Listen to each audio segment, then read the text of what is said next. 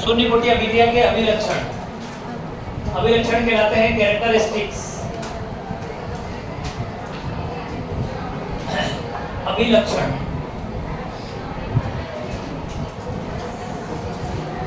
हम सबसे पहले बात करते हैं एक ऐसे ग्राफ की जो शून्य कोटि के लिए बनाया गया है। किसके बीच में? तो आपने बनाया है समय और सांद्रता के बीच, समय और सांद्रता के बीच। तो जितनी भी अभिक्रियाएं होगी सब में आपने एक ही चीज सीखी हुई है कि जैसे जैसे समय बढ़ेगा वैसे वैसे अभिकारक की सांद्रता में आएगी कमी। अभिकारक की सांद्रता में क्या आएगी? कमी। और जो उत्पाद है उसकी सांद्रता में क्या होगी? वृद्धि। इसका मतलब है कि अभिकारक के लिए प्रारंभिक अवस्था में जब T का मान कितना होगा? 0, उस समय कॉन्सेंट्रेशन रहेगा हाईएस्ट, अधिकतम रहेगा, और समय के साथ सांद्रता में क्या आएगी? आपकी कमी आएगी। तो मैंने समय सांद्रता ग्राफ निकाला अभिकारक के लिए।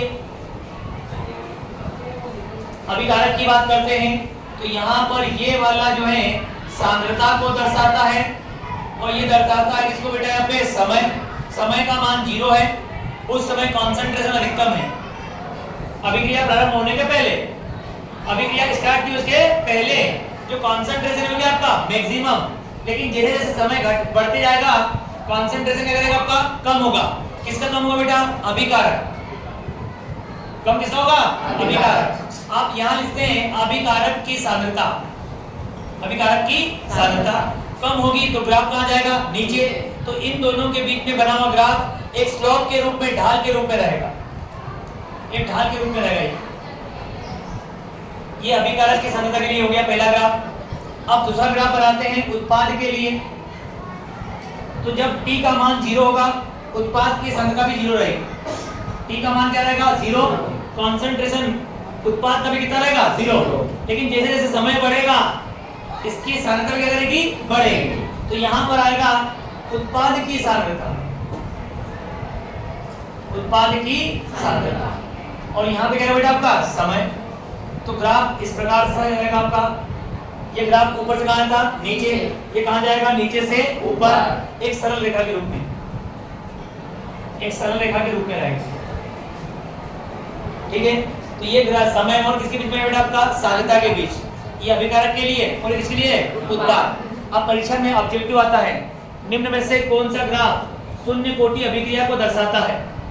निम्न में से कौन सा ग्राफ शून्य कोटि अभिक्रिया को दर्शाता है? जेईई में भी क्वेश्चन आ चुका है, नीट में भी आता है। तो ये ग्राफ आपको याद करना पड़ेंगे। शून्य कोटि के लिए ग्राफ कौन सा सही है? तीसरा ग्राफ बनाते हैं हम लोग अभिक्रिया की दर और सांद्रता के मध्य।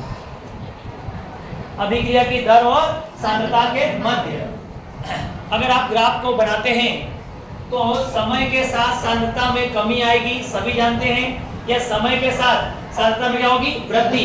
वृद्धि कहाँ होगी? उत्पाद के लिए। कमी कहाँ पे आएगी? अभिकारक के लिए। वृद्धि कहाँ पे होगी? उत्पाद के लिए।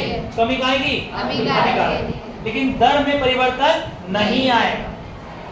दर में परिवर्तन नहीं आएगा। क्यों नहीं आएगा? क्योंकि अभिक्रिया की दर निश्चित हो जाएगी, उसका मान निर्भर करेगा नहीं। कहाँ पर? सांद्रता पर। सांद्रता पर निर्भर क्यों नहीं करेगा? क्योंकि कोटि जो है वो 0 है। 0 है मतलब अभिकारक की अभिक्रिया की जो दर है वो सांद्रता पे निर्भर नहीं करती। शून्य कोटि अभिक्रिया है, इसका मतलब इस अभिक्रिया की दर का मान सांद्रता पे निर्भर नहीं होता। तो सांद्रता कितनी बदल जाए वो जो दर है उसमें परिवर्तन नहीं आएगा। यहाँ पे 0 सांद्रता है शुरू में आपकी। ये मान लो समय के साथ क्या होगा? प्रक्रिया चलेगी, अभिकारक का कॉन्सेंट्रेशन क्या करेगा? घटेगा, और उत्पाद क्या करेगा? बढ़ेगा।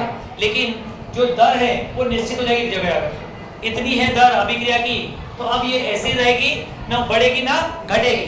कॉन्सेंट्रेशन कुछ भी हो तो रेखा रहेगी सरल रेखा, एक्सिस के पैरेलल हो जाएगा। ये दर और सांद्रता का संबंध इस प्रकार से होता है शून्य कोटि अभिक्रिया के लिए।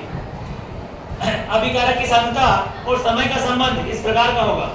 अभिक्रिया में उत्पाद की सांद्रता और समय के बीच में संबंध इस प्रकार का होगा। ये 3 अभिलक्षण हैं। बताओ।